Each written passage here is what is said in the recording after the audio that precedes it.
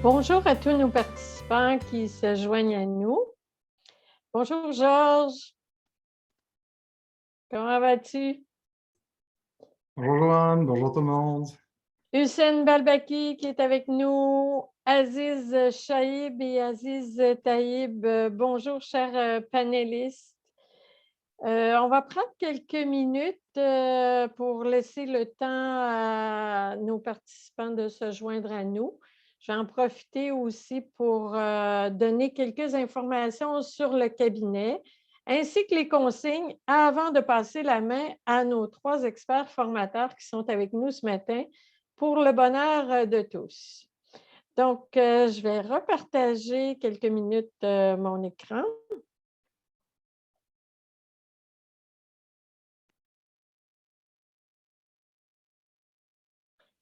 Donc, pour ceux qui ne sont pas familiers avec les webinaires ou les activités du cabinet conseil RH/RA, rapidement, nos services, on fait de la consultation, on donne des avis, on fait des diagnostics, que ce soit du côté ressources humaines ou du pôle énergétique qu'on appelle aussi tout le secteur d'énergie, de l'eau et de l'environnement qui a grossi ces derniers temps avec tous les enjeux climatiques que l'on connaît avec l'actualité.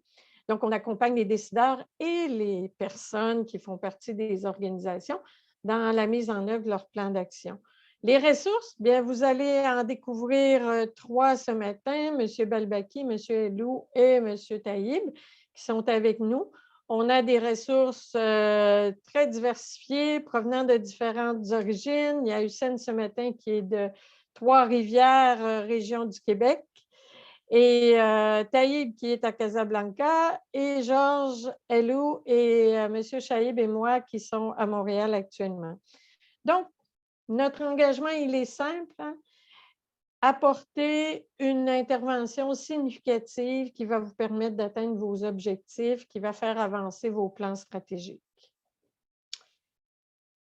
Donc, il y a Hussein ce matin qui est un passionné du bonheur au travail. Hussein, j'espère que tu es prêt à rencontrer peut-être des sceptiques parce que dans les dernières semaines, j'ai rencontré des gens avec l'effet COVID et c'est ça notre thème aujourd'hui, hein, des astuces pour contrer l'effet COVID. Ils nous disent que le bonheur au travail, il n'est pas trop là actuellement. Donc, tu es prêt à recevoir les commentaires? On va voir ça ensemble. Bonjour, chers participants. Bonjour, chers collègues. Alors, en effet, Joanne, comme tu dis, le bonheur au travail devient de plus en plus... Alors, le bonheur au travail vraiment devient de plus en plus difficile pour trouver. Alors, d'autant moins au temps de la COVID. On va voir s'il existe nos objectifs dans les 15 minutes qui viendront. On va essayer ensemble de distinguer entre le bonheur au travail et la satisfaction au travail. On va passer en revue des différentes perspectives de ce bonheur-là. Peut-être juste un petit instant, Hussein. Je ne pensais pas qu'on démarrait trop. On a démarré un petit peu trop tôt. Il fallait rester avec les consignes. On va prendre 5 secondes pour les consignes. OK. Aujourd'hui, nous sommes trois présentateurs. On va aller à travers le bonheur au travail premièrement, puis après ça le leadership, puis avec M. Georges Chelot, puis après ça avec M. Aziz, on va aller avec l'une de ces pratiques leadership qui sera la gestion de la performance et au sein des organisations. Alors, voici un petit peu juste différents rappeler aux gens, je m'excuse Hussein, rappeler aux gens qu'à tout moment, ils peuvent utiliser le chat. Ils peuvent aussi utiliser les questions et réponses. On va se faire un plaisir. Et après les 3 présentations, on pourra ouvrir les caméras et les micros pour les gens qui veulent intervenir, commenter ou autre. Donc, on est avec vous pour au moins jusqu'à 10h15. Donc, je laisse la parole à Hussein. Absolument. Pour compléter les consignes avec toi, Joanne, c'est une discussion interactive. On va la rendre la plus interactive possible. Alors, bien sûr, pas seulement les chats, il y a aussi les quiz qu'on va vraiment demander à tout le monde d'y participer pour rendre ça le plus efficace et le plus dynamique possible. Alors, on revient au bonheur avec la petite introduction qui était parmi le... Pour commencer, pour un réchauffement webinarial, je vais vous demander une question qui va être le premier quiz de ma petite présentation. Pensez-vous que le bonheur et la satisfaction sont les deux côtés de la même médaille? Est-ce que c'est vrai ou est-ce que c'est faux? Le sondage va apparaître bientôt.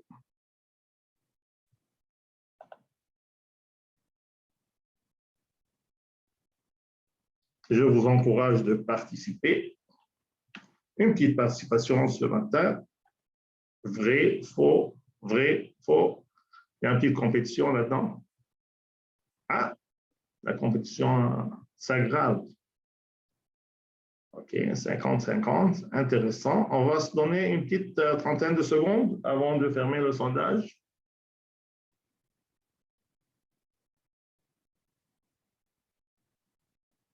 OK. Alors, on a 64 qui disent oui, ils sont les deux côtés de la même médaille, puis on a presque 36% qui disent qu'ils sont différents. En effet, merci, presque tout le monde a partagé.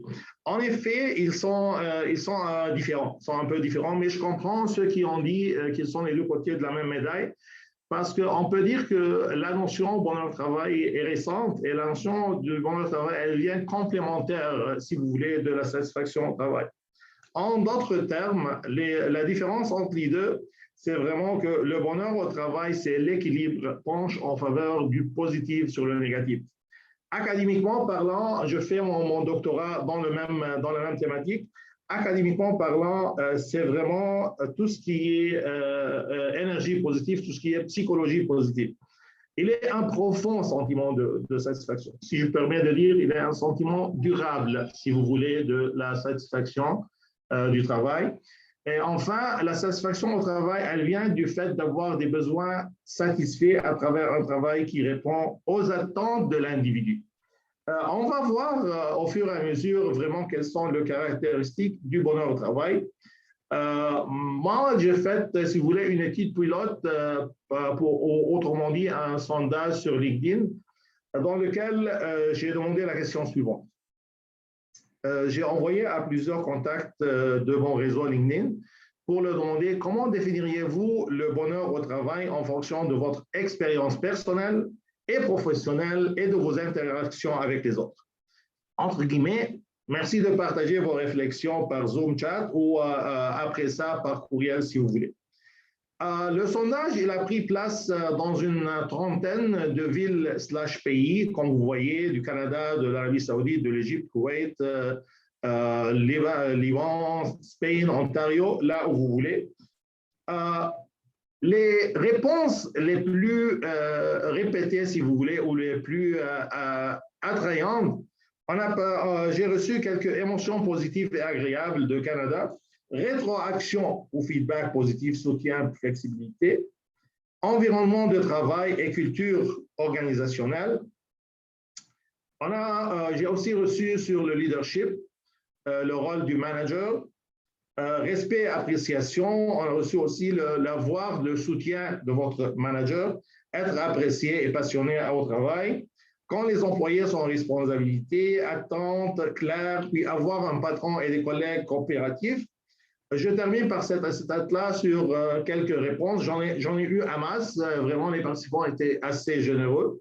Travailler dans une organisation qui te traite bien, entouré des gens formidables, puis finalement, sentiment d'accomplissement et d'être apprécié et reconnu. Généralement parlant, académiquement versus pratique. Académiquement parlant, moi, je trouvais en lisant pas mal 300 articles sur le bonheur au travail qu'il y a 3 sources essentielles de ce bonheur au travail. Il y a une source, moi je l'ai appelée niveau macro, la source organisationnelle, c'est l'organisation et ses valeurs comme telles. Il y a un niveau que j'ai appelé méso, qui est la relation, des relations de travail, et plus spécifiquement la relation avec et le rôle de leader. Et il y a le niveau micro-individuel, les caractéristiques individuelles et les traits de personnalité. Un petit quiz pour vous, chères participantes, participants. D'après vous, quel niveau influence le plus le bonheur au travail des employés?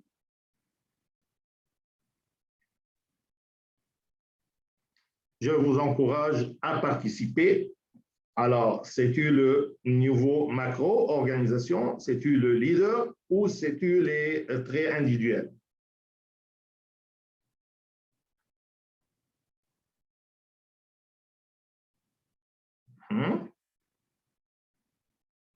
Parfait.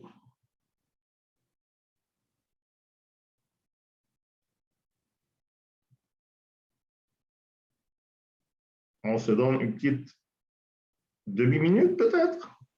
Oui. C'est vraiment partagé, Hussein. Ah non? C'est vraiment partagé, là. Ah, j'adore ça. Pour apporter quelque chose un petit peu de nouveau. Ah, il y a un petit avancement. On va voir les deux derniers participants s'ils veulent participer. Sinon, on va dire, comme Joanne vient de le dire, c'est pas mal partagé. On peut aller avec 30. Hey, voilà, c'est exactement partagé maintenant. Alors, on a, comme vous voyez, pas mal partagé. C'est juste le niveau individuel qui prend un petit recul. Intéressant, j'adore ça. Premièrement, oui. Oui, dans le sens que les trois influencent le bonheur au travail. Sauf que le rôle de leader, il vient toujours le premier. Et soit d'après le sondage académique, qui est la revue de littérature, soit d'après le sondage pratique, qui était le sondage LinkedIn, et d'ailleurs les entrevues qualitatives que je commençais à faire, c'est vraiment le rôle de leader. Et quand Joanne a parlé tantôt de la COVID, ben c'est le support du leader qui fait la différence. C'est vraiment le support du leader et l'interaction. Personnellement, je travaillais dans des meilleures organisations hôtelières du monde, et je suis fier de le dire. Et pourtant, j'ai trouvé beaucoup d'employés qui ont quitté à l'heure de leur superviseur. Pour confirmer cette affaire, pour confirmer cette réalité, 80% des employés quittent les superviseurs et non les entreprises. Quand on parle de l'organisation Gallup International, on parle d'une organisation qui est dans le domaine des sondages de satisfaction, d'engagement, de bonheur des employés, qui a fait une centaine de millions de participations partout dans le monde. Elle existe depuis, je pense, fin 1980, puis elle fait toujours des sondages, soit dans les hôtels, soit des grandes compagnies. Et quand eux autres, ils vous disent 80% des employés quittent superviseurs et pas organisation, ça c'est grand. Ici, vous pouvez voir dans le haut de ma présentation, comme sujet ou comme voilà, alors que les E entrants et S sortants peuvent prêter à confusion. Alors, qu'est-ce qui mène au bonheur? Est-ce que c'est l'engagement au travail qui mène au bonheur ou parce que je suis heureux au travail, je suis engagé ou attaché personnellement? Ça, c'est vraiment, c'est pas clair, ni académiquement, ni pratiquement. Mais ce qui est concentré, c'est le processus. Le processus, c'est vraiment, on a dit, l'organisation, les traits individuels et le leader, dont le leader vient en premier moment. Alors, le leadership, c'est vraiment voyez-vous, voici un petit résumé, si vous voulez, qualitatif, ou vraiment, c'est un logiciel qui fait l'analyse. Et comme vous voyez, il y a le personnel, il y a le state ici, ce qui est parce qu'on a fait le sondage dans beaucoup de pays. Alors oui, il y a des pays qui sont plus heureux que d'autres, ça c'est sûr, mais le happiness, c'est vraiment le manager. Voyez-vous, il y a la communication, les sentiments, les objectifs, le leadership, la qualité. Alors, il y a beaucoup de traits, et même si on parle des traits organisationnels ou des valeurs organisationnelles, ben c'est le leader, c'est lui qui pratique ou non, c'est lui qui vit ou non ces valeurs organisationnelles. Alors, c'est vraiment, et quand on parle de leadership, il y a deux niveaux. Il y a le niveau direct, ton superviseur immédiat, et il y a le leadership général de l'organisation. Joanne, tu peux m'arrêter parce que je n'ai pas ouvert mon chat. S'il y a une question, parce que je pense que je peux prendre une ou deux questions s'ils sont en relation avec ce que je présentais. Alors, ici, c'est vraiment Malcolm X qui a dit « When I replaced by we, illness become wellness ». Ça, c'est un jeu de mots anglophone. Alors, si on enlève le « I », puis le « I » qui est moi, et on met le « we », voyez-vous, le illness, la COVID, elle devient wellness. Et c'était vraiment pratiqué, hein, c'était vraiment prouvé si vous voulez, parce qu'on a parlé de la COVID, les hôtels, qui est mon domaine principal, ils étaient tous fermés. Maintenant, ils sont pas mal ouverts, il revient petit à petit, le taux d'occupancy rate, les hôtels sont pas mal pleins aussi partout dans le monde.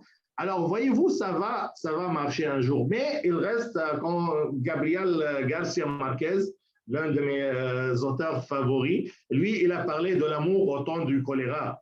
Ici, on parle le bonheur en temps de pandémie ou de corona. C'est vraiment, il y a des leaders, il y a vraiment des leaders que eux, les vrais, ils essayent toutes et tous pour chercher le bonheur pour eux-mêmes et pour les autres.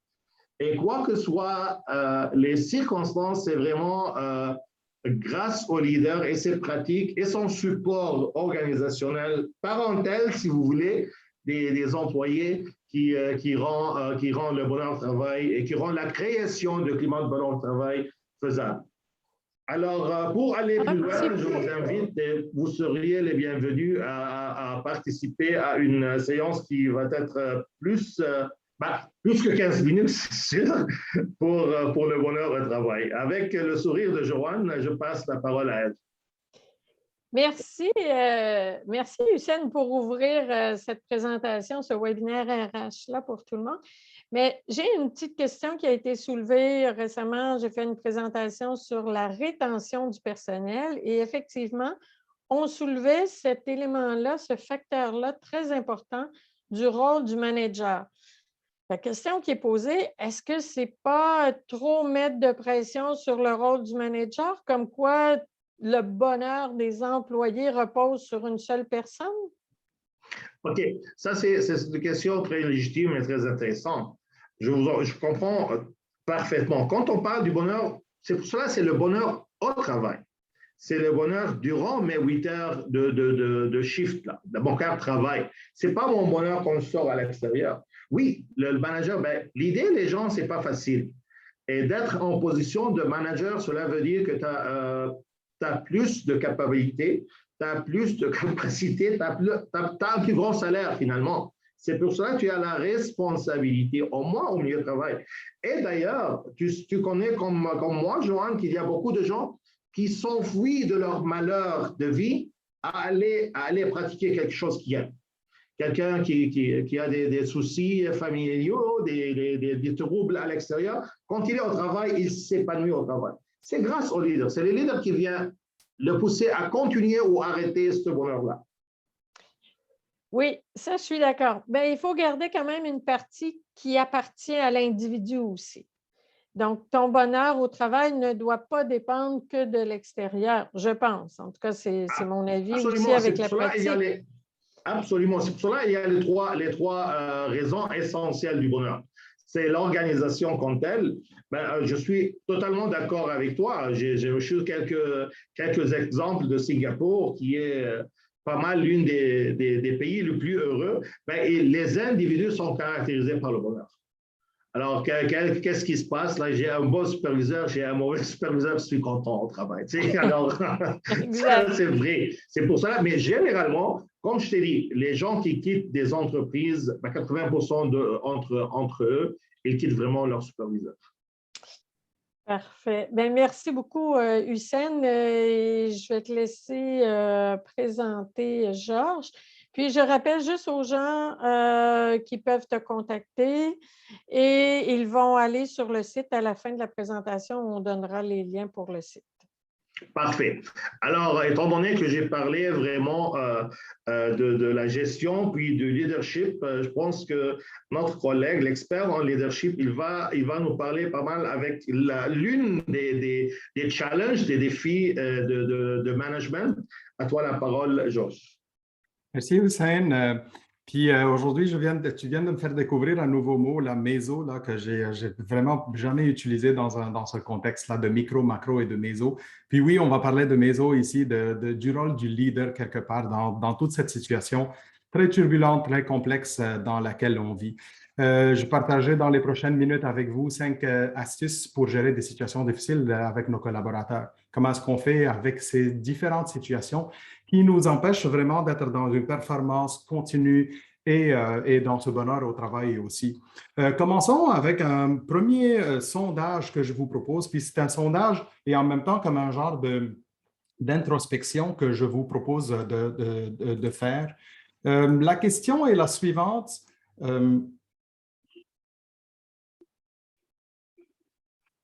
Vous la voyez devant vous. Donc, c'est parmi les difficultés qui vivent vos collaborateurs actuellement, vous êtes conscient qu'ils ou qu'elles et choisissez toutes les réponses possibles.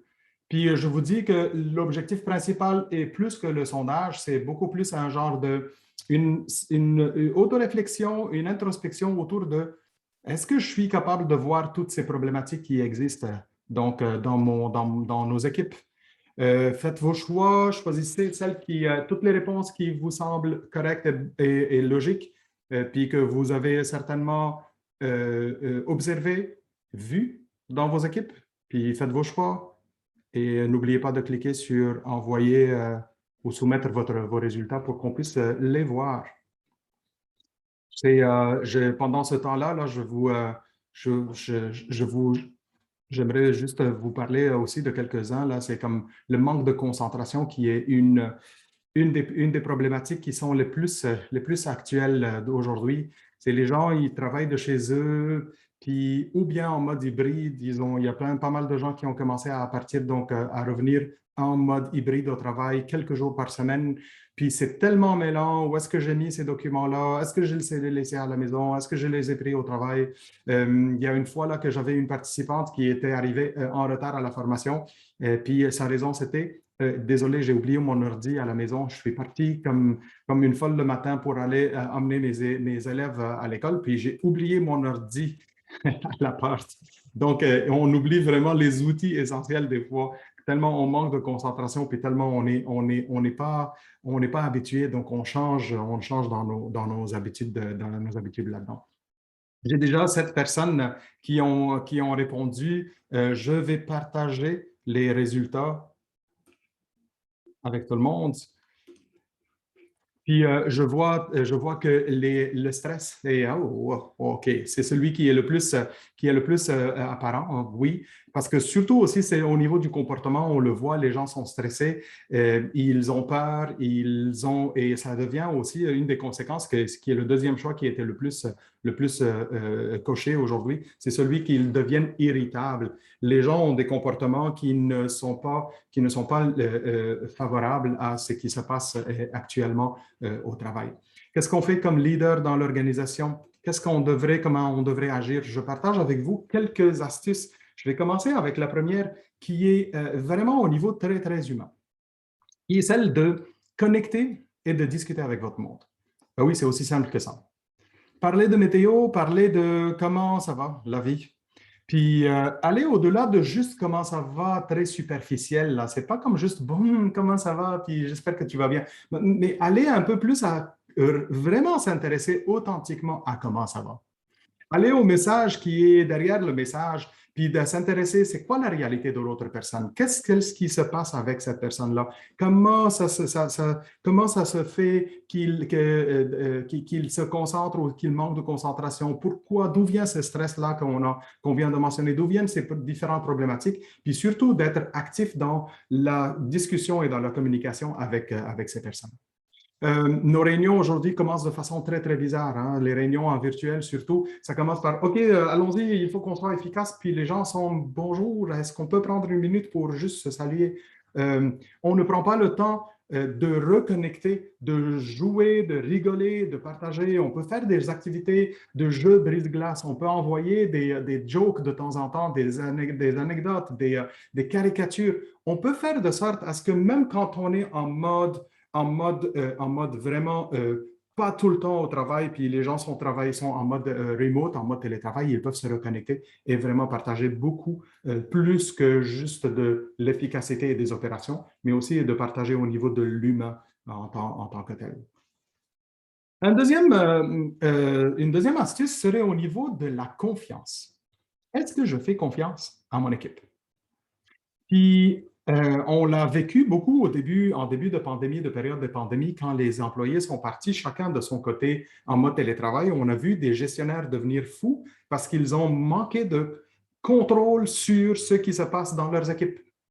Puis, ils étaient devenus à la limite harcelants tellement ils faisaient du suivi très méthodique et très pointu le matin, midi, le soir, puis des courriels, puis des appels, puis des moments là, comme puis des appels, des textos sur des personnes, sur des téléphones personnels. Donc, c'était tellement trop de suivi que les gens montraient un manque de confiance.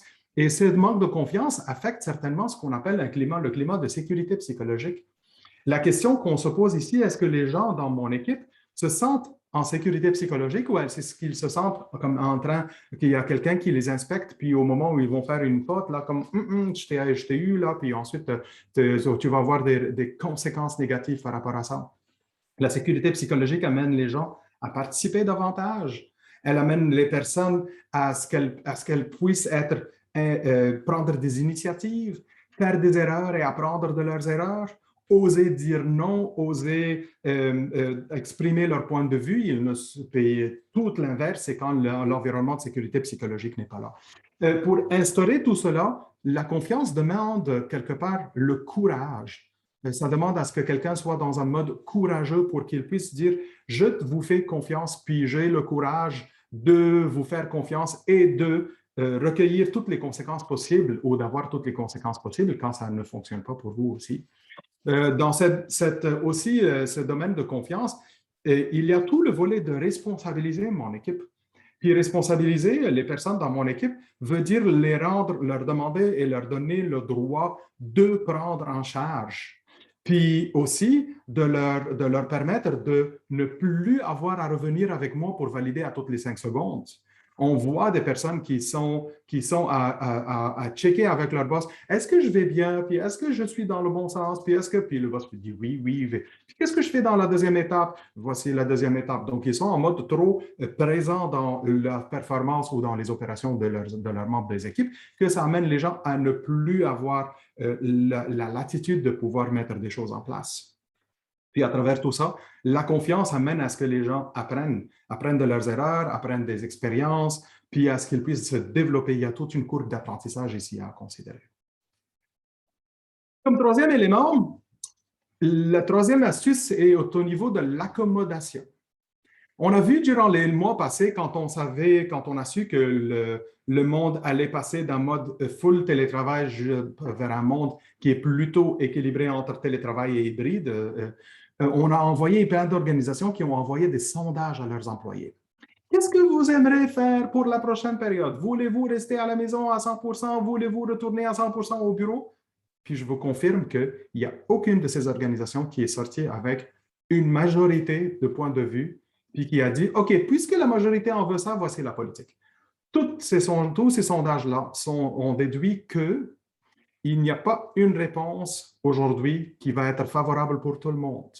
Ce qu'il faudra faire, c'est être dans l'accommodation, c'est être capable de trouver des solutions individuelles. Savez-vous combien ça prend des efforts aux leaders, surtout ceux qui ont des équipes qui dépassent les 10 personnes, par exemple, à être capable de comprendre les besoins de chacune de ces personnes dans leurs équipes, puis d'aller leur trouver la solution qui leur convient à eux, puis des solutions qui conviennent aussi à l'organisation puis aux opérations.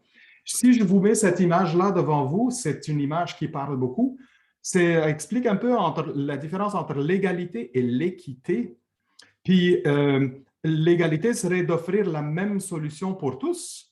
Tandis que quand on est dans l'équité, c'est d'être capable de les voir, les besoins, les motivations, ce qui se passe avec chacune des personnes, leur réalité, puis les accommoder et leur offrir des solutions qui leur conviennent mieux. Ceci va certainement nous mettre dans des positions, des fois, de défi. Est-ce que je suis dans l'inclusivité? Est-ce que le fait de considérer l'individu et de l'accommoder me met dans une juste position d'inclusion ou est-ce que ça pourrait donner une impression de favoritisme quelque part ou de perception de favoritisme quelque part? Puis attention, le favoritisme, ce n'est pas toujours que moi, je le fais par exprès. Des fois, moi, j'ai toutes les intentions positives. Par contre, les gens dans mon équipe vont avoir le sentiment que je fais du favoritisme quelque part pour certaines personnes, puis ça amène de l'injustice puis de la non-équité dans mon équipe.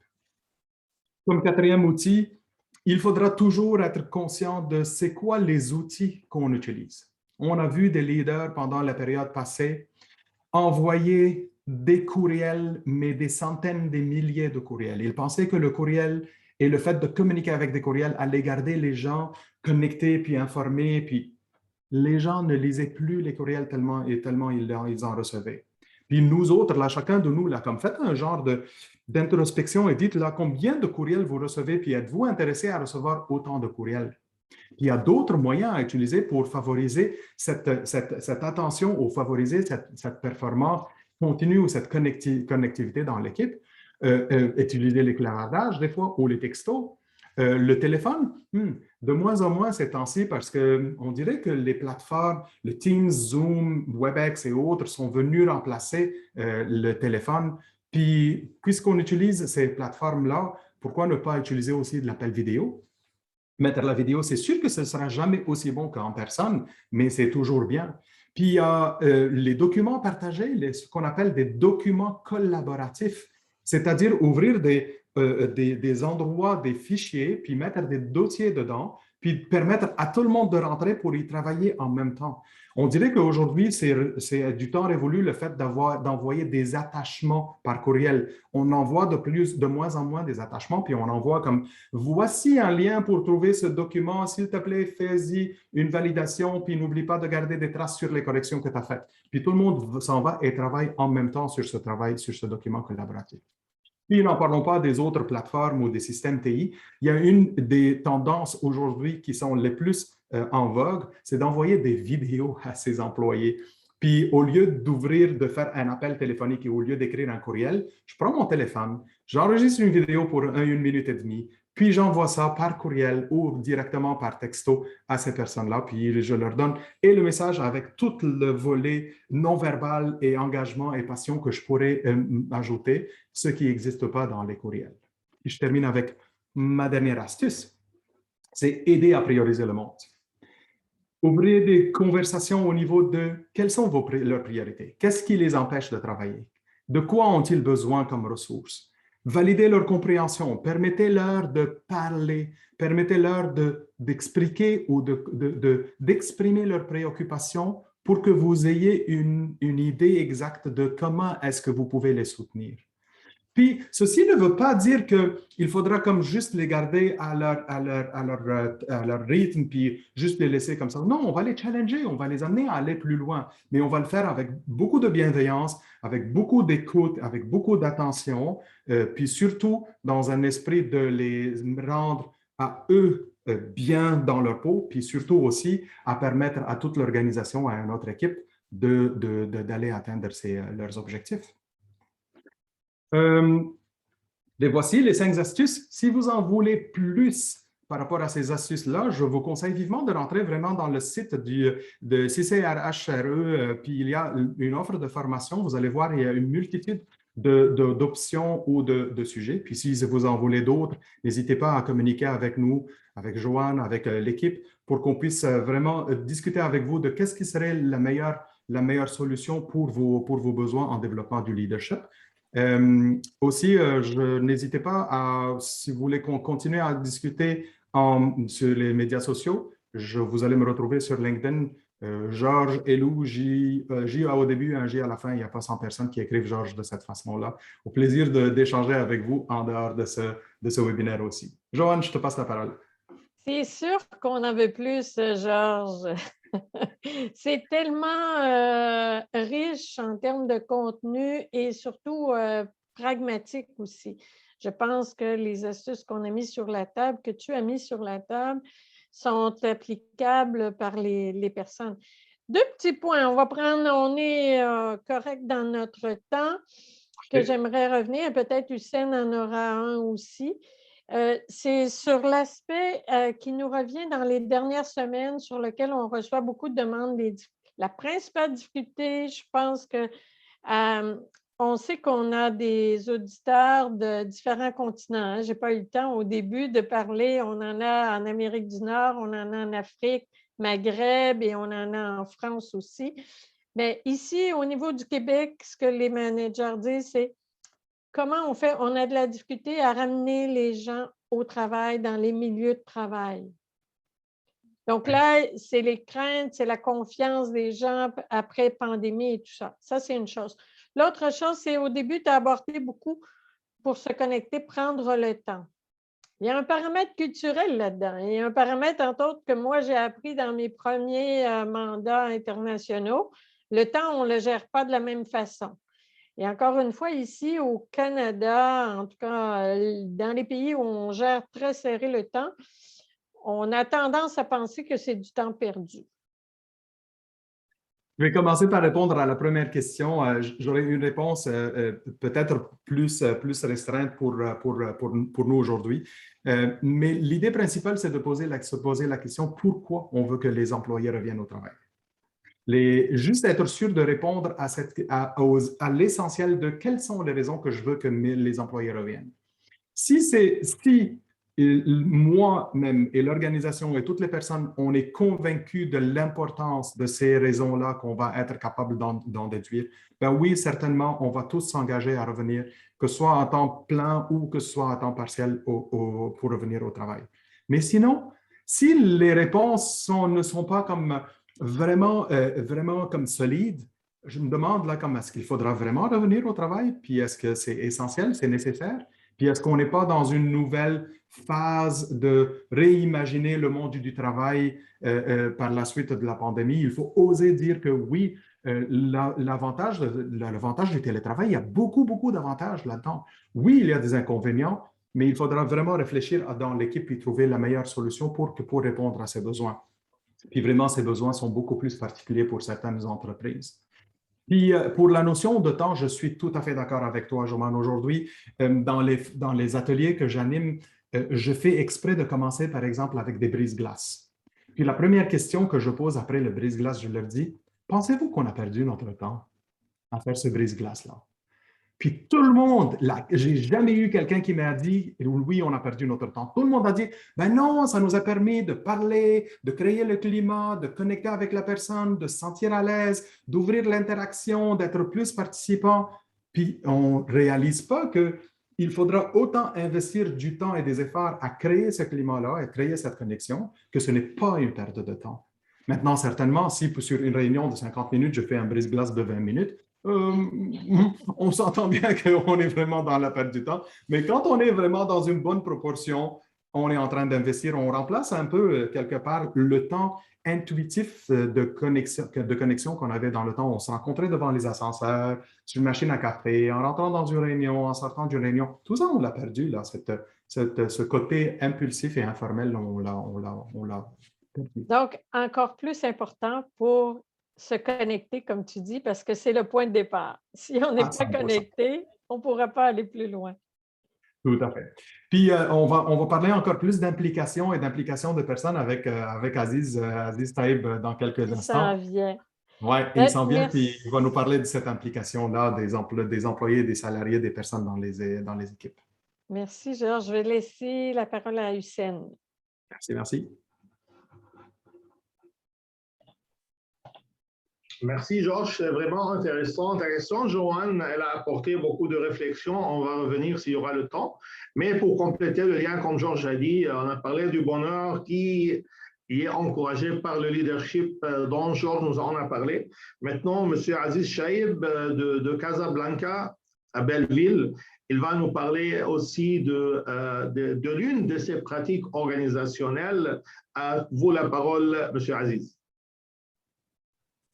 Merci, cher Hussein. Juste une petite précision, c'est Aziz Taïb. Donc, il y a une confusion avec Aziz Taïb, qui est également un consultant expert au sein des cabinets. Excuse-moi. Il n'y a pas de souci. Donc, rapidement, je vais vous présenter le troisième sujet qui traite de l'implication organisationnelle, c'est-à-dire l'implication des salariés au sein de l'entreprise. Mon objectif à travers cette présentation, est de vous sensibiliser par rapport à cette problématique qui n'est pas uniquement, je dirais, qui ne concerne pas uniquement le Maroc ou l'Afrique, mais elle est mondiale. Et là, je vais partager avec vous quelques données concernant l'enquête qui a été faite par le cabinet, par l'association Gallup sur l'engagement des salariés au niveau de certains pays de l'Europe. Et mon deuxième objectif est de partager également avec vous les résultats d'une étude qui a été faite dans le contexte marocain et qui a permis d'identifier les leviers qui peuvent favoriser l'implication des salariés au sein de l'entreprise privée marocaine. Alors, bien évidemment, on aura l'occasion d'échanger, on aura l'occasion de discuter par rapport à ce sujet.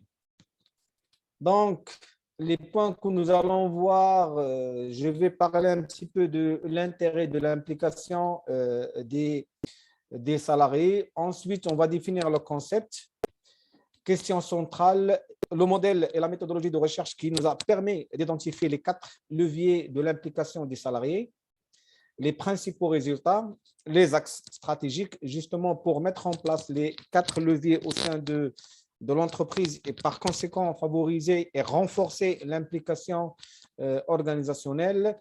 Et nous allons bien sûr faire une conclusion pour je dirais, lancer d'autres pistes de recherche. Alors, la problématique de l'implication organisationnelle elle ne concerne pas uniquement le Maroc, même si une étude qui a été faite en 2016 a permis quand même de constater que 51% des salariés marocains sont peu ou pas engagés contre une moyenne mondiale de 63%. Et notre enquête qui a été faite par la même association a permis de constater, par exemple, qu'au niveau de la France, le taux d'engagement il est de 6% contre 69% qui sont peu engagés et 25% qui sont totalement désengagés. Au niveau des pays de l'Europe de l'Ouest, le constat, c'est que le taux d'engagement des salariés ne dépasse pas les 20%.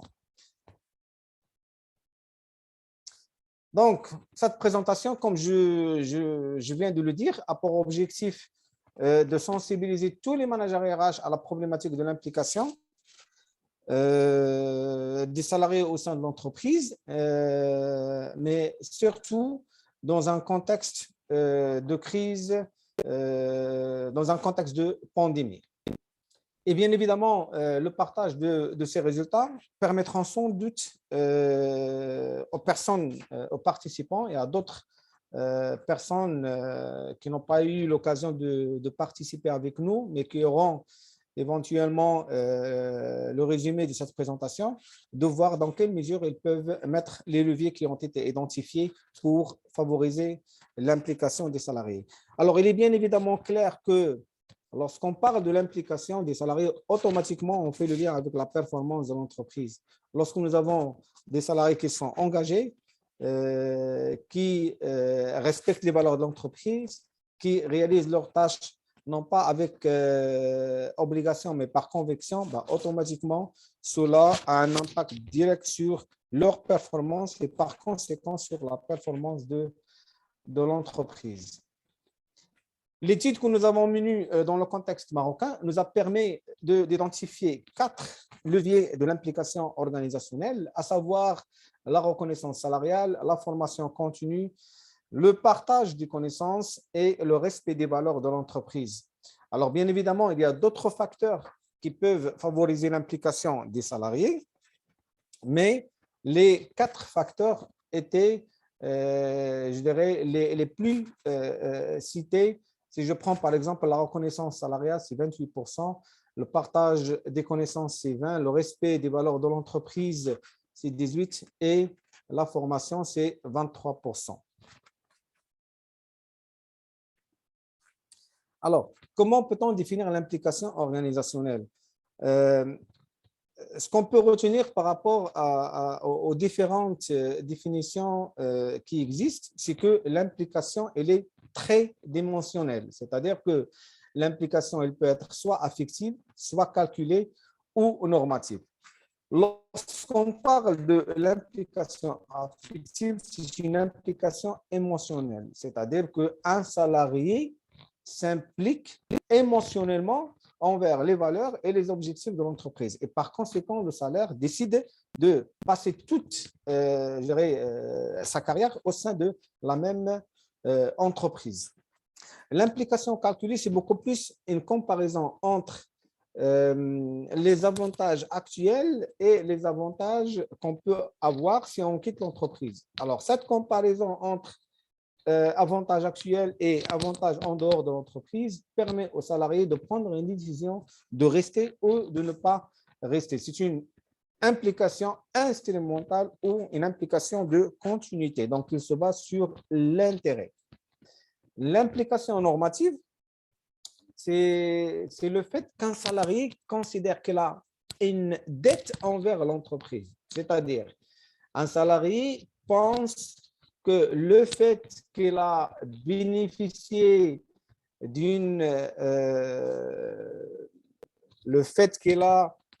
bénéficié par exemple de la formation, qu'il a appris beaucoup au niveau de l'entreprise, qu'il s'est marié, qu'il a construit une maison, il considère tout cela comme étant une dette envers l'entreprise et par conséquent, il décide de rester jusqu'à ce que sa dette soit honorée envers l'entreprise. Donc, pour récap, l'implication affective elle est émotionnelle. Le salarié s'implique dans les objectifs et respecte les valeurs de l'entreprise et décide de passer tout le reste de sa carrière dans l'entreprise. L'implication calculée, c'est une implication qui se base sur une comparaison entre les avantages actuels et les avantages qu'on peut avoir en dehors de l'entreprise. Et l'implication normative, c'est considérer, le salarié considère qu'elle a une dette envers l'entreprise. Notre étude, elle s'est focalisée sur les 4 leviers que je viens de citer: reconnaissance salariale, formation continue, partage des connaissances, respect des valeurs, mais avec les 3 types d'implication. Autrement dit, est-ce que les 4 facteurs influencent positivement les 3 types d'implication ou bien il y a des facteurs qui ne peuvent agir que sur un seul type d'implication. Donc, la question centrale, c'est comment pourrait-on favoriser l'implication des salariés au sein de l'entreprise? Alors, pour répondre à cette question, nous avons bien évidemment choisi des hypothèses et nous avons essayé pour chaque composante, chaque levier, de voir le lien avec les 3 types d'implication. Notre démarche méthodologique, justement pour mener cette recherche au niveau du Maroc, c'est que premièrement, on a délimité le champ de la recherche. Bon, on parle également de l'implication au niveau du secteur public. Et donc, l'idée… Juste une petite vérification, Aziz, c'est bon? Oui, le micro, c'est bon? Oui. Est-ce que vous m'entendez? Oui, on t'entend très bien, Parfait. mais si tu bouges avec le fil, il y a le son un peu. D'accord. Mais en même temps, Aziz, est-ce que tu avais une question pour nos participants? Puis, il y a M. Lazreg qui a levé la main. Je ne sais pas s'il avait une question à poser. Oui. Est-ce que M. Lazreg, vous pouvez écrire dans le chat. On va ouvrir les micros dans quelques minutes, mais sinon, on va baisser votre main. Si vous le permettez, je vous propose de laisser les questions à la fin. Oui. Et au niveau du sondage, tu me fais signe quand tu veux le lancer. Ah, d'accord, j'ai complètement oublié. Est-ce qu'on le lance maintenant? Oui, oui. Il nous reste à peine 5 minutes, mais je vais lancer le sondage. Merci beaucoup.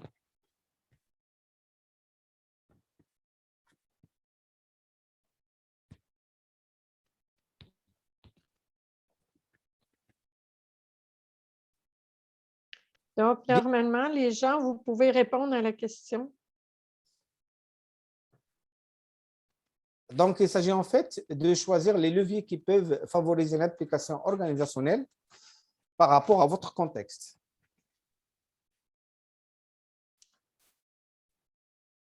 On va dire, Aziz, les 3 principaux. Puis déjà, tu as donné des hints un peu là. Hein?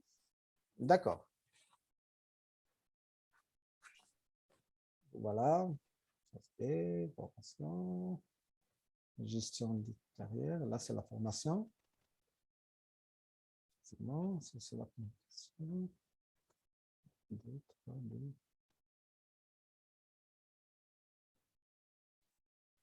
À ce stade-ci, il y a la moitié des participants qui ont répondu. N'hésitez pas, hein, c'est anonyme, donc il n'y a personne qui va revenir sur vos résultats. Je suis étonnée de voir que le télétravail est à la fin. N'oubliez pas, vous pouvez dérouler le curseur pour voir toutes les options. Effectivement.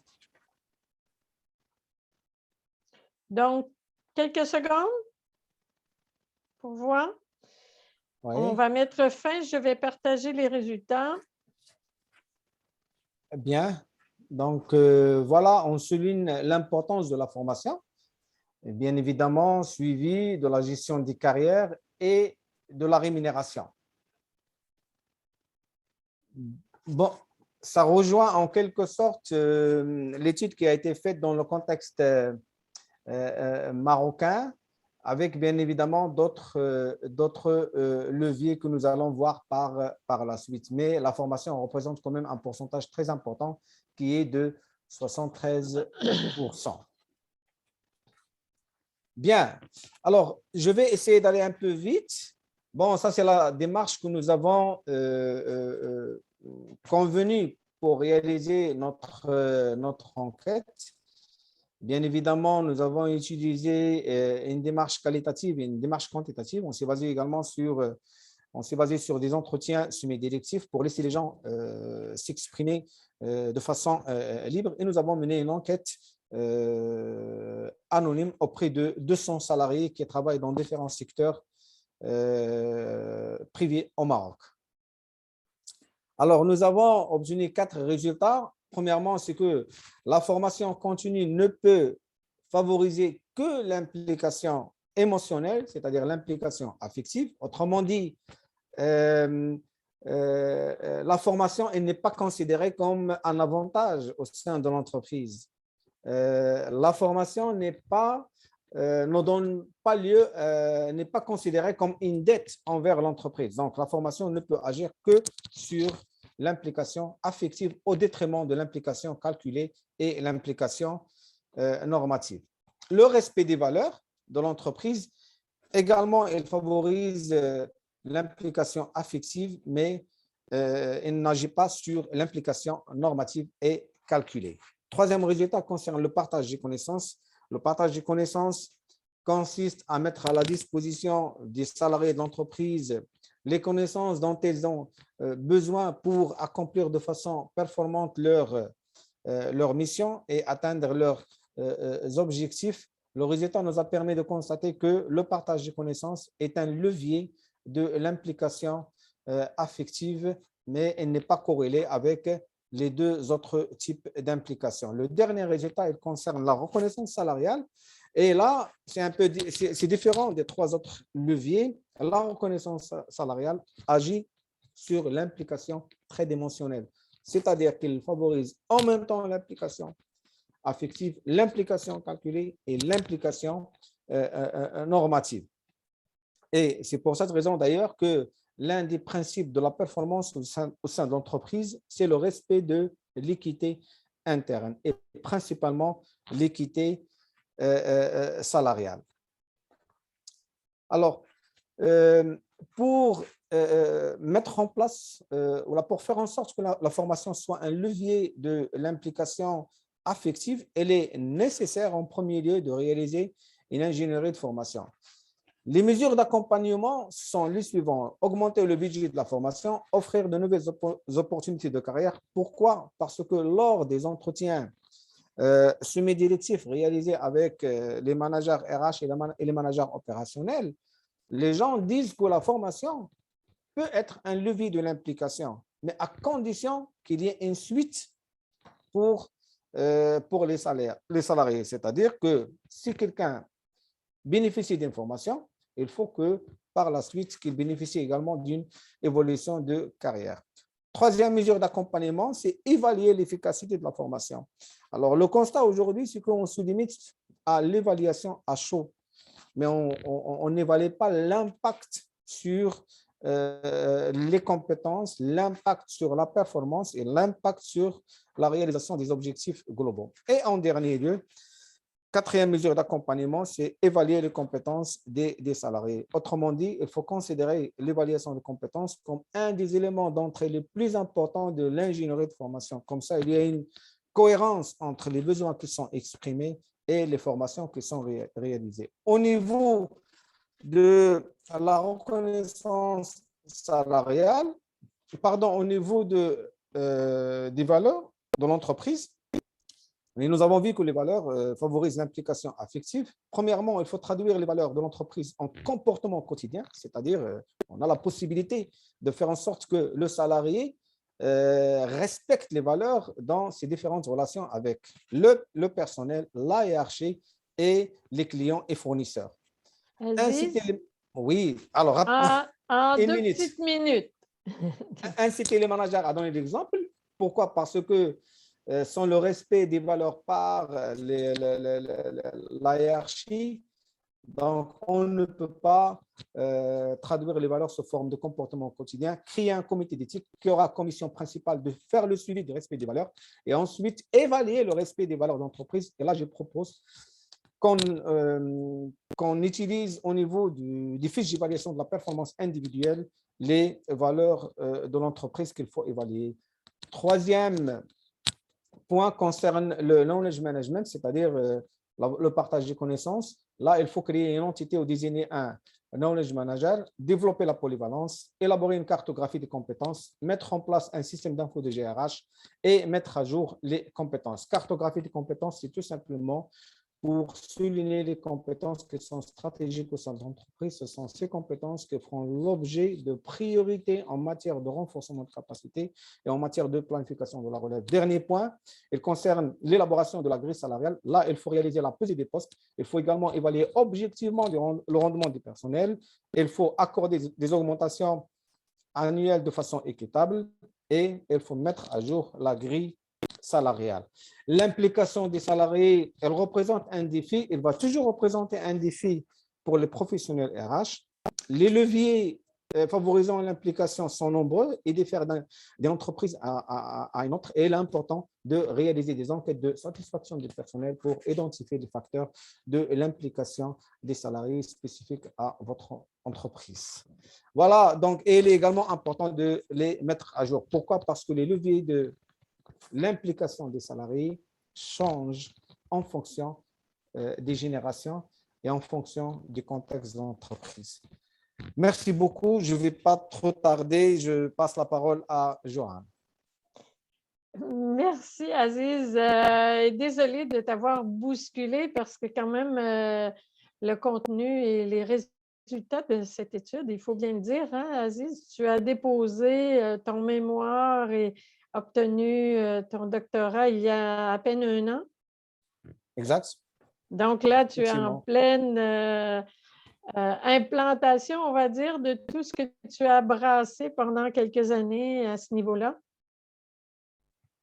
Exactement. Et puis, au niveau de l'Ordre mondial des experts internationaux, comme j'étais nommé président de la commission veille expertale et partage d'expérience, donc une relation avec l'un des leviers de l'implication des salariés, qui est le partage des connaissances.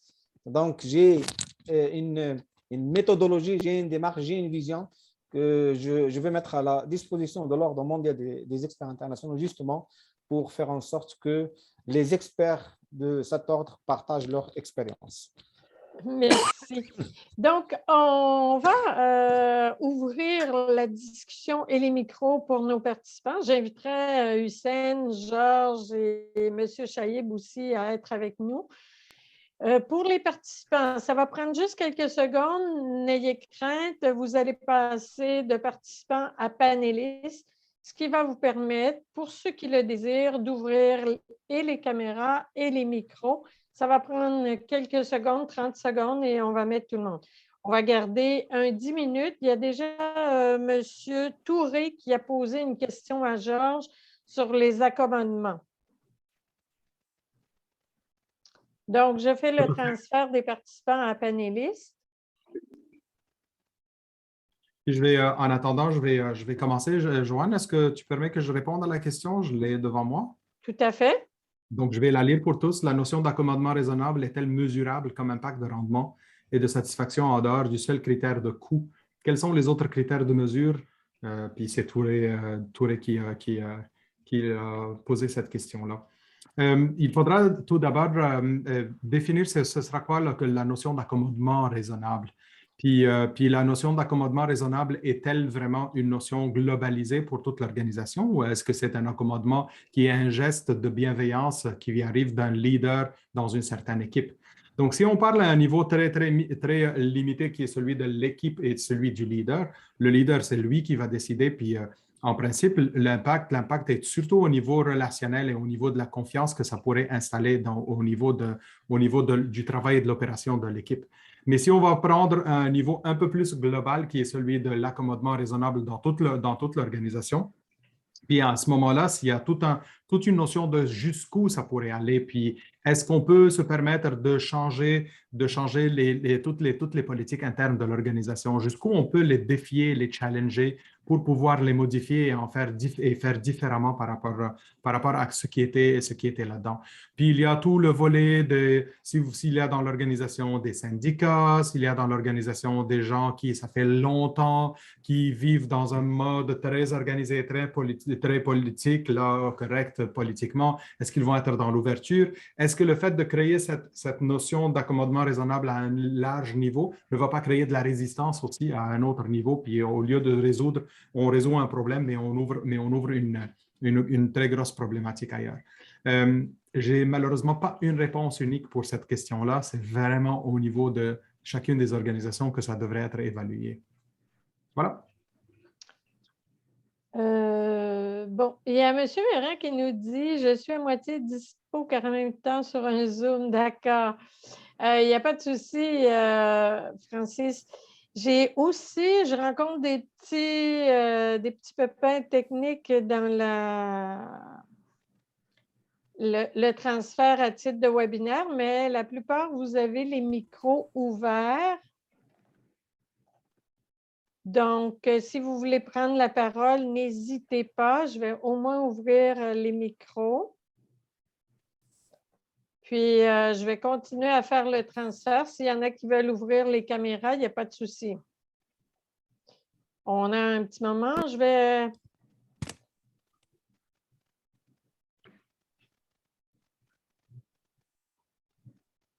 Est-ce qu'il y en a qui veulent prendre la parole? En attendant, je vais lire une autre question, là, si tu permets. Donc, je ne sais pas si Hussein ou Aziz aimeraient répondre à ça.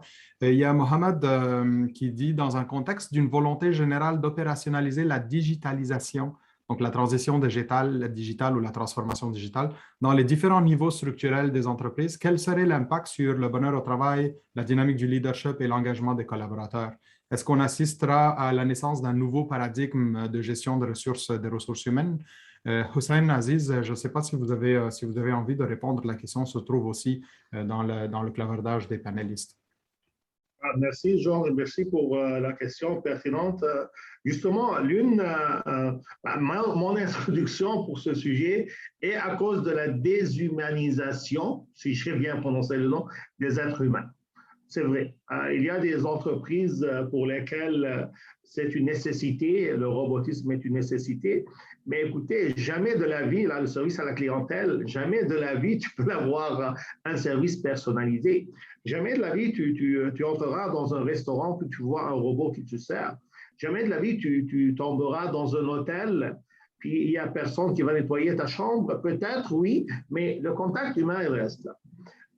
Comme je t'ai dit, oui, dans le sens que d'une compagnie qui est totalement technologique, totalement digitalisée, comme vous venez de le dire, ça c'est vrai. Et je vais retourner ici à un point qui était très important. D'ailleurs, Covid, travail, est un point pertinent que Georges l'a mentionné dans sa réponse, pas celle-là, d'avant, quand il dit que pourquoi retourner au travail. Ça, c'est une très bonne question. La règle générale, là, excusez l'anglicisme, if it works, don't fix it. Si ça marche, ne le fixe pas. Si ton télétravail dans ta compagnie, il sauve de l'argent, la moitié du bureau à Montréal, là, si tu pars au centre-ville, la vie est comme une ghost town. Les bureaux sont fermés, alors moins de frais pour les compagnies, plus de flexibilité pour les employés. Ben, pourquoi pas? En d'autres termes, sauf s'il y a une nécessité. Bon, en faisant de la recherche toujours, il y a une dame là, une directrice d'un restaurant, il y a quelqu'un de l'UQTR, alors qui connaît peut-être de qui je parle. Il y a un restaurant ici et la dame, elle s'appelle Lydia. Elle est la gestionnaire. Ce restaurant-là, excusez, Joanne, je vais prendre une minute. Juste pour vous mettre dans le contexte. Ce restaurant, on l'a forcé, si vous voulez, à cause de la santé publique, de réduire sa capacité de 30% et d'augmenter sa main-d'œuvre parce que maintenant, c'est un buffet. Alors, tu aurais, dans le temps avant la pandémie, tu pourrais toi-même remplir ton plat. Maintenant, ils ont mis un chef de cuisine sur chaque plat. Alors, réduire 30% leur clientèle, augmenter de 30 à 50% leur main-d'œuvre et travailler pour le même prix. Quand j'ai parlé avec Lydia, je la connais, puis j'ai dit, c'est un grand challenge. Vous savez qu'est-ce qu'elle m'a dit? Oui, c'est un très grand challenge.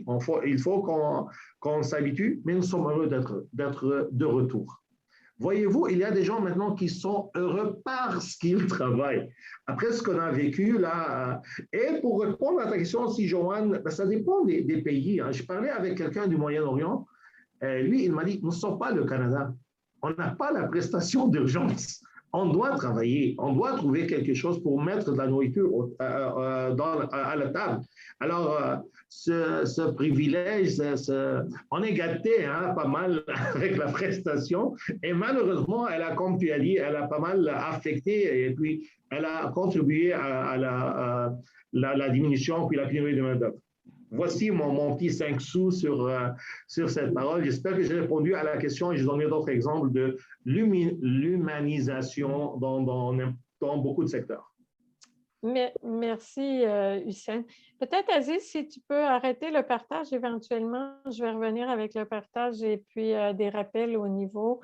Et s'il y a des personnes qui veulent ouvrir les caméras aussi, on prendra peut-être une petite photo à la fin. Moi, je suis partisane du mode hybride parce que je pense que ça comble les deux besoins. Et sur une panoplie de personnel, il y a des gens qui ont le côté social un peu plus présent, d'autres qui sont un peu plus individuels et confortables dans leur organisation. Mais si on veut s'assurer de rejoindre tout le monde et de combler tous les besoins, je pense que les entreprises, les managers doivent avoir un minimum de contexte réel, de contact, pardon. Comme tu dis, l'humanisation, il ne faut pas le mettre de côté. Au détriment de te contredire, peut-être, j'ai entendu récemment des expériences qui ont débuté au Québec dans des hôtelleries avec des réceptionnistes vocales. Donc, il n'y a pas personne, c'est vraiment... on peut dire un robot, ce n'est pas un robot physique, mais tu n'as pas d'humain qui est derrière. Et puis, il y a des restaurants dans la ville de Québec qui auraient commencé à introduire des robots pour le service. Donc, si, ça fait beaucoup partie. de défis, hein? Oui, tout à fait. Donc, il nous reste quelques minutes. Je Johan, vois… si tu permets, juste par rapport à la question qui a été posée concernant le lien entre la digitalisation et l'engagement, je pense que la digitalisation, elle est inévitable pour l'entreprise, sauf que, à mon sens, elle n'a aucun impact sur l'engagement des salariés. Pourquoi? Parce que les salariés aujourd'hui, ce qu'ils demandent, c'est qu'ils soient bien rémunérés, qu'on les respecte, qu'ils soient bien formés, qu'on mette à leur disposition les informations dont ils ont besoin pour réaliser leur mission. Ils ont besoin d'une évolution de carrière. Donc, il y a des besoins qui sont prioritaires pour les salariés. Ma réponse est relative au contexte marocain, étant donné que j'ai exercé dans l'entreprise marocaine. D'accord? Donc, maintenant, dans quelle mesure la digitalisation peut favoriser l'engagement en France ou en dehors, en Belgique? Aucune idée. Au Canada? Oui, au Canada, par exemple, aucune idée. Aucune idée. Il y a déjà, on le voit beaucoup, Aziz, la digitalisation qui apporte un confort et qui apporte au niveau des outils de travail. Hein. Tout à l'heure, Georges a présenté les outils collaboratifs. Hein. Puis, dans la période, peut-être que Georges est d'accord avec ça, ça a quand même un impact sur la satisfaction, même sur la rétention aussi. On a deux questions. Il y avait Mme Islande, je crois, est-ce que vous voulez prendre la parole? Et puis, il y a M. Omar. Madame Islande, d'abord? Est-ce que vous voulez… J'étais arrivée en retard. Désolée, il y avait un problème d'Internet là où je suis en Haïti. Bienvenue, soyez la bienvenue. Ça fait plaisir de vous avoir avec nous. Merci beaucoup. Je pense que ma question va venir à la fin, vu que je n'ai pas été au tout début. D'accord. On est presque à la fin, Madame Islande. Oui. Désolée. Ça va. Il y aura une vidéo qui va être partagée après la présentation. Donc, à tous ceux qui ont participé, on va vous retourner la vidéo. Vous pourrez revisionner à tête reposée. Merci Monsieur, beaucoup. au plaisir. Monsieur Omar. Madame, pour cette initiative, je remercie particulièrement M. Chaïb qui a pensé à moi. Voilà, et je le salue particulièrement. Donc, c'était très intéressant. Je voudrais juste revenir sur la présentation de M. Taïb, donc je ne me trompe pas de nom. J'avais noté, si j'ai bien noté, votre enquête, votre sondage, vous l'avez effectué dans le secteur privé. Bon, moi, je vous appelle d'Algérie, hein, pour préciser les choses, de l'Est algérien, tout près de la Tunisie. Donc, je n'ai pas une idée précise sur la politique de salaire au Maroc. Je voudrais savoir si le fait de concentrer votre travail sur le secteur privé, les entreprises privées, ne biaiserait pas, en quelque sorte, vos résultats si il y a une différence notable entre le secteur public et le secteur privé, tel que c'est en Algérie. Parce que chez nous ici, vous demandez à un travailleur d'aller travailler dans le privé, il réfléchira 2 fois avant de dire oui, pour des raisons. D'abord, il y a la rigueur qu'on ne trouve pas dans le secteur public, et aussi les salaires qui ne sont pas particulièrement élevés ou intéressants, exceptionnellement. Il y a aussi, deuxièmement, donc ça c'est une question, si je ne sais pas si ça ne fausse pas un peu les résultats, que non. Je reviens aussi à, je ne sais pas, je ne me rappelle plus si c'est M. Georges ou… Je voudrais juste rappeler que la mentalité, la conception, la philosophie du travail diffère d'une région à l'autre. Vous prenez un Asiatique, un Chinois, il a une conception du travail, ou il travaille 12 heures. La notion de la perception du temps est tout à fait différente. Chez les anglophones, on dit time is money. Et chez nous, je traduis un dicton de bien chez nous, à toute chose, retard est bon. Machine, pas malheur est bon, mais retard est bon. Aziz comprend, et les deux Aziz vont comprendre que l'autre, là, Donc, vous venez de voilà. mettre la table Oui, un peu sur les perceptions et la différence entre les cultures. Bien sûr, il y a une notion de culture qui rentre en jeu. J'ai un sondage, parce que j'enseigne ça un peu à mes étudiants à l'université, j'ai un sondage où 31%, c'est-à-dire le taux le plus élevé parmi les gens sondés, travailleurs, pour eux, le 31% ou 32%, c'est la sécurité le travail est une forme de sécurité, c'est-à-dire qu'il a un salaire, il a une sécurité sociale, donc l'accès aux soins et tout ça. Maintenant, parler d'épanouissement, de formation, ça devient presque secondaire.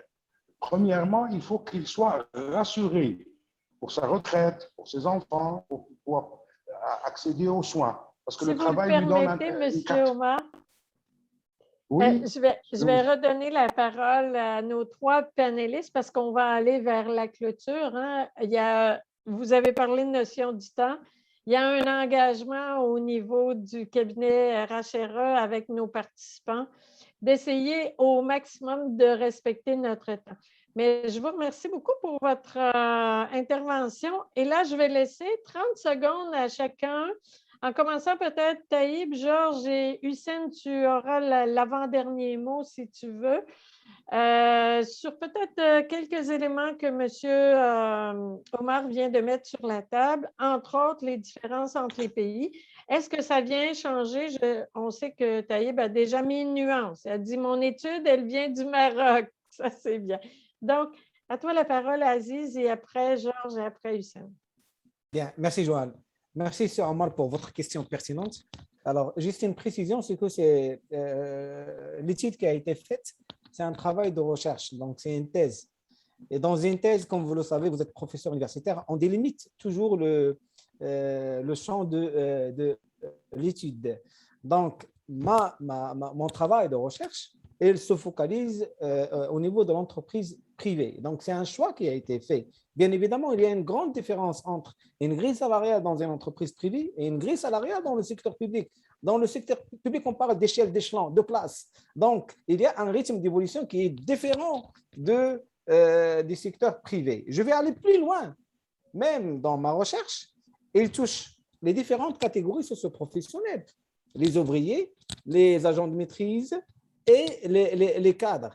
Donc, c'est une étude globale, mais à la fin du travail de recherche, il y avait ce qu'on appelle les pistes ou des futures thèses. Pour les gens qui veulent aller plus loin, ils peuvent, par exemple, regarder l'implication dans le secteur public. D'accord? Ils peuvent également toucher l'implication chez les cadres, l'implication chez les agents de maîtrise, l'implication chez les ouvriers, sachant que l'étude que j'ai faite, j'ai à ma disposition aujourd'hui des résultats pour l'implication chez les cadres, chez les TAM et chez les ouvriers que je vais publier, Inch'Allah, en 2022 au niveau des revues internationales pour dire que c'est vrai qu'on a trouvé que la formation continue, c'est un levier de l'implication affective de façon globale, mais nous avons également remarqué que la formation est considéré comme un avantage, donc il favorise l'implication calculée chez les femmes et chez les ouvriers.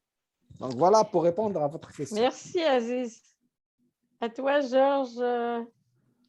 Je vais ajouter un élément qui est le plus important pour moi, qui est de toujours garder l'humain au centre de toutes ces préoccupations-là. Plus on connaît l'humain, plus on s'occupe de ses besoins, puis plus on va pouvoir aligner toutes nos initiatives de gestion globale envers cet humain-là, puis envers l'atteinte des objectifs de l'organisation. Voilà.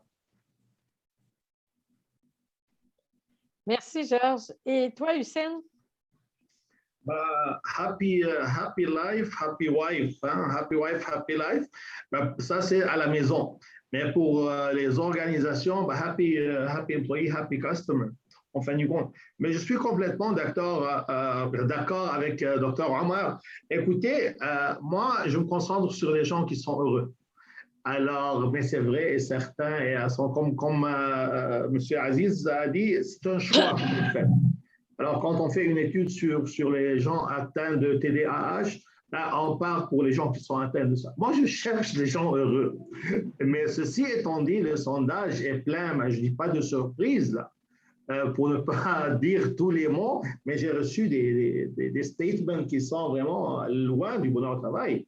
Il y a quelqu'un qui m'a dit ça n'existe pas. Il y a quelqu'un qui m'a dit c'est une expérience de 3 points.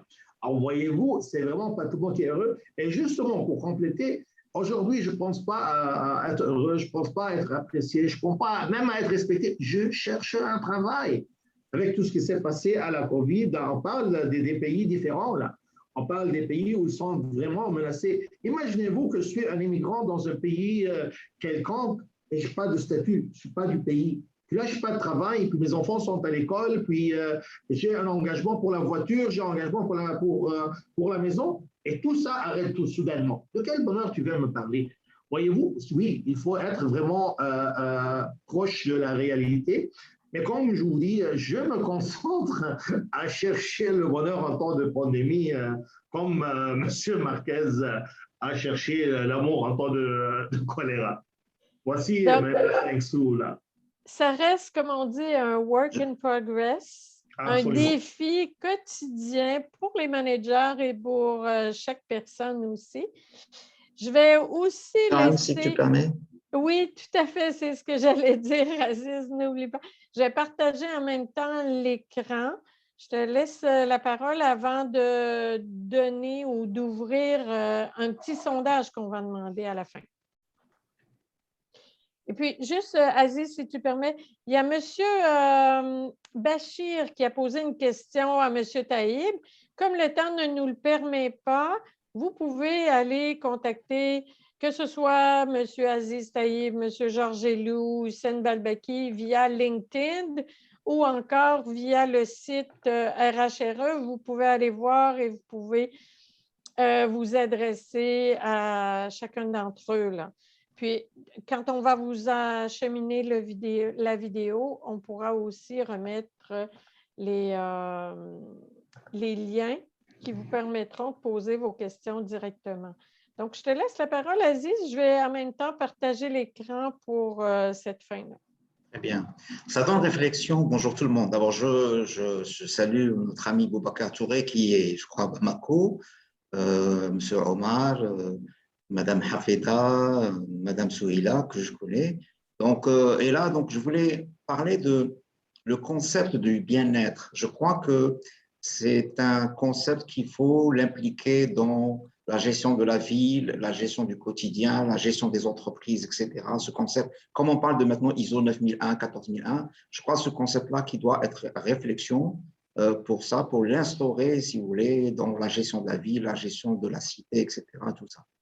Et je voulais terminer avec une chose, nous sommes en train de restructurer notre cabinet, je crois que Joanne va parler de ça, le pôle ressources énergétiques, environnement et eau, que nous sommes en train de développer avec le leadership de notre ami Mohamed Ayaï.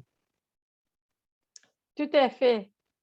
On a fait une brève présentation au tout début, mais les gens peuvent aller aussi visiter, contacter le bureau à Montréal et nous poser les questions ou s'informer des prochaines formations. Sur ce, je remercie tous les participants et dès qu'on va fermer le webinaire, à ce moment-là, vous allez être interpellé pour un bref petit sondage qui est très important pour nous.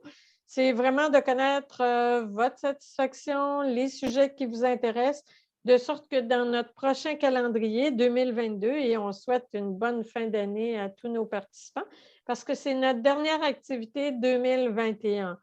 Et après, on va ouvrir 2022 avec nos clients et les gens qui sont intéressés par nos activités. Donc, encore une fois, merci d'avoir été là. N'hésitez pas à répondre. Dès que le webinaire se ferme, vous devriez recevoir un mini sondage qui prendra entre 5 et 6 minutes. Au revoir. Merci aux 3 panélistes. Merci, Merci, M. merci à tous. Merci.